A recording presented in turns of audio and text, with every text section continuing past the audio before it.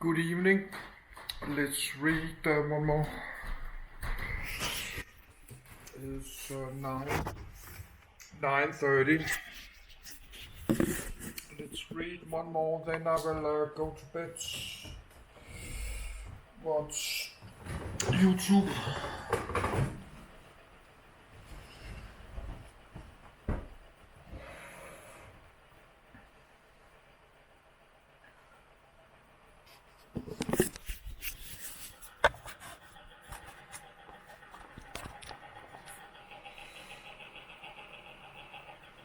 Is need to raise the speakers to 40.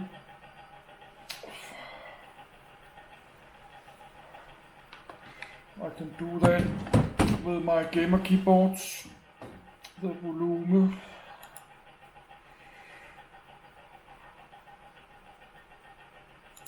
Concentration Camps Inspectorate. Concentration Camps Inspectorate Gestapo Headquarters on Prinz Albrechtstrasse in Berlin, 1933. The CCI moved into these offices in May 1934. Operation formed May 1934. Disbanded 1945. The Concentration Camps Inspectorate, CCI, or in German, IKL, Inspection der Konzentrationslager, German, NSPKT-DKNT-Sonsler, was the Central administrative and managerial authority for the concentration camps of the Third Reich. Created by Theodor Eicke, it was originally known as the General Inspection of the Enhanced SS Totenkopfstandarten, after Eicke's position in the SS. It was later integrated into the SS Main Economic and Administrative Office as AMTD. Inspector of all concentration camps. Concentration Camp Inspector Theodor Eicke. Inspection by the Nazi Party and Himmler at Dachau on the 8th of May 1936. SS Oberführer Theodor Eicke became commandant of Dachau concentration camp on 26 June 1933. 1. His form of organization at Dachau stood as the model for all later concentration camps. 2. Eicke claimed the title of concentration camps inspector for himself by May 1934. 3. As part of the disempowerment of the Sackruff murder during the night of the Long Knives, he had personally shot Ernst Röhm on 1 July 1934. 4. 5. Shortly after the Röhm affair on 4 July 1934, Reichsführer SS Heinrich Himmler officially named Eicke chief of the Inspection der Konzentrationslager IKL, Concentration Camps Inspectorate or CCI. 6. He also promoted Eicke to the rank of SS Gruppenführer in command of the SS Wachverband D. 1. Himmler was unquestionably the master of the police organizations and the associated camps, but only those places under the official jurisdiction of the CCI were considered concentration camps. Within the territory comprising the Third Reich. 7a. As a result of the Night of the Long Knives, the remaining Saarland camps were taken over by the SS. 4. 5. The factional police functions of the SS were dissolved on the 20th of July 1934 with the subordination of the SA. Additionally, the Concentration Camps Inspectorate, CCI, was officially established as a department for Eicke. The CCI moved into offices at Gestapo headquarters on Prinz Albrechtstrasse 8 in Berlin. B. While the offices of Reinhard Heydrich's police apparatus was in close physical proximity to the CCI office of Eicke, Himmler kept them distinct and separated. Heydrich policed the Reich, arrested and detained people and then sent them to concentration camps, where the inmates were superintended by the CCI under Eicke. 9. The CCI was subordinate to the SD and Gestapo only in regards to who was admitted to the camps and who was released. What happened inside the camps was at the discretion of the CCI. 10. The head of the CCI, First Eicke, was subordinate both to the SSAMT as an SS member but really only reported directly to the chief of the German police, Reichsführer SS Himmler in this role. 11. This form of dual subordination was characteristic of many SS posts and created free room for interpretation for their members, which is how and why the CCI under Eich became an institution of both the Nazi Party and the state. 12. Eich had a free hand in bringing the concentration camps to the highest level of efficiency. Winking sad smiley. 13. He especially knew how to use this system for his own ends and contributed significantly to the CCI having sole control of all concentration camp prisoners. 14. Inspectorate from 1934 to 1945. In 1934, the CCI under Eich was operating outward from Dachau. 15. Changes and reorganization of the Mani camps were on the horizon. Under Eich's direction, the smaller detention centers and punitive facilities throughout Germany were consolidated into 5 principal camps at Esterwegen, Lichtenberg-Moringen, Sachsenberg, and Dachau. 15. The SS camp guards of the CCI came from all walks of life. They were men, women, Germans, non-Germans, Protestants, Catholics, other religious faiths, elderly soldiers, young men, army conscripts, ideologues, sadistic killers, and those who treated inmates humanely. 16. In 1936, the concentration camp guards and administration units were formally designated as the SS Totenkopfverbände, Death's Head Troops, SSTV. 17. In April 1936, Eich was named commander of the SS Totenkopfverbände and the number of men under his command increased from 2,876 to 3,222. The CCI was also provided official funding through the Reichsbudget office, and Eich was allowed to recruit future troops from the Hitler Youth based on regional needs. 18. The CCI's leader, Eich, advocated for a tight-knit group. He also did his best to instill a sense of loyalty within the SS men assigned to the camps, encouraging bombast, bravado, and deadly earnestness in carrying out their duties. 19. As the camps expanded into the mid-1930s, so did the number of personnel assigned to the CCI. 20. Eich's most important subordinate, beginning in 1936, was Richard Glucks.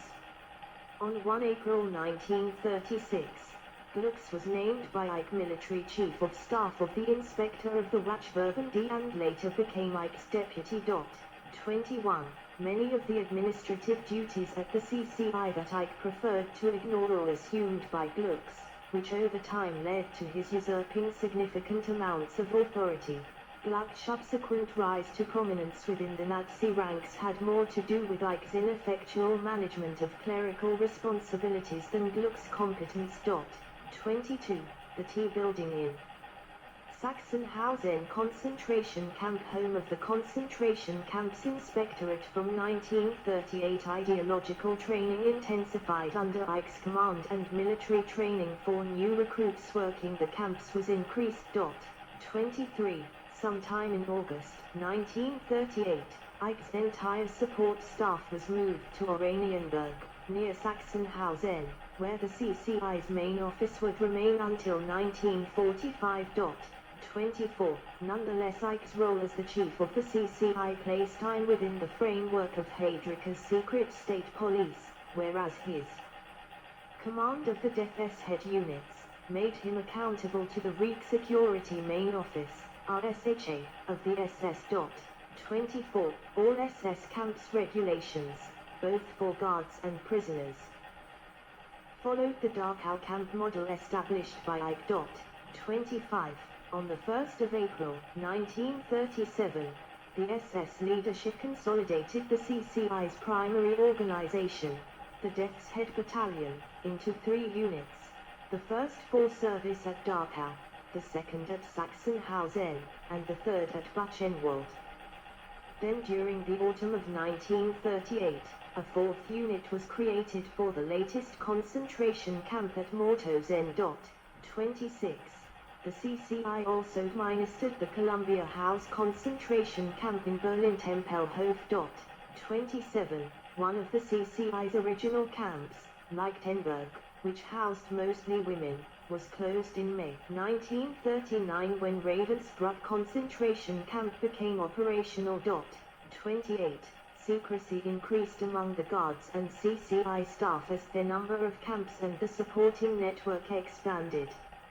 New camps were largely shielded from sight and established in remote places. 29. The war contributed to this expansion as the camp system itself grew to support the Nazi territorial occupation with corresponding rapidity. Just one day after invading Poland, 2 September 1939, for instance, the Nazis established the Stutthof concentration camp near Danzig. 30. At the beginning of World War II, Eick was reassigned to the front, to be the commander of the SS Totenkopfstandarte. Eick's Waffen-SS unit carried out policing duties, deportations, and even executions through 1940 and into 1941, a function that was in accordance with the Nazi regime's ethnic and political goals. 31. Glücks was appointed the new CCI chief by Himmler in mid-November 1939. 32. Glücks made full changes, leaving the organizational structure intact as Eick had set it up. By 1940, the CCI came under the control of the Verwaltung und Wirtschaftshauptamt VWHA, Administration and Business Office, which was set up under Oswald Pohl. 33. Then in 1942, the CCI became AMTD, Office D, of the Consolidated Main Office, known as the SS Main Economic and Administrative Office, SS Wirtschaftsverwaltungshauptamt, WVHA. 33. 34. Therefore, the entire concentration camp system was placed under the authority of the WVHA, with the CCI now subordinated to the chief of the WVHA. 35. Near the end of 1941 and beginning of 1942, it was decided that to support the Nazi war machine, concentration camp prisoners should be put to work in armaments factories. 36. Competing interests and beliefs placed the leadership of the WVHA and the CCI at odds with one another, particularly concerning slave labor, namely as Eick thought of concentration camp inmates more along punitive political ideological lines, whereas Pohl viewed prisoners within the camps as economic fodder to be fully exploited, especially in cases where they possessed needed industrial skills or expertise. 37. Conflicts between the WVHA and the CCI only proved deadly to the prisoners due to the fact that both organizations were equally reckless and inconsiderate to the needs of their slave labor force. 38. Since the inception of the concentration camp system, Pohl had been trying to influence the administration of them. He succeeded, in part, because while camp commandants handled the discipline of SS members under them, they were not actually their superiors. The SS camp members received their instructions from the CCI, later AMTD, through their SS camp department heads. This is another example of the SS practice of dual subordination. 39. Except for the admittance and release of concentration camp prisoners, which the SD and Gestapo handled, later as departments of the RSHA, the CCI had sole control over the prisoners. 10. The CCI made all decisions regarding internal camp matters. The CCI also coordinated the operations for systematic murder in other SS divisions, for example, the murder of Soviet commissars, and the T4 killing operations like Action 14F13. 40. Auschwitz-Birkenau and Majdanek concentration camps were under the CCI, having been especially built for use as extermination camps in the final solution. 41. Perhaps unique in part due to the scope of its operations, Auschwitz-Birkenau was concomitantly under the jurisdiction of the WVHA and within the administrative control of the CCI. 42. SS hierarchy inside the camps. Divisions and duties. The politest Chabtalan, political department, which controlled the lives of prisoners at each camp, became the most important subdivision within the CCI. 43. Under Ike's direction, all new concentration camps were organized along the Dachau model. Principally, this meant the segregation of SS members from among the guards or those working in the commandant's department. Within the commandant's department, the same sections were formed.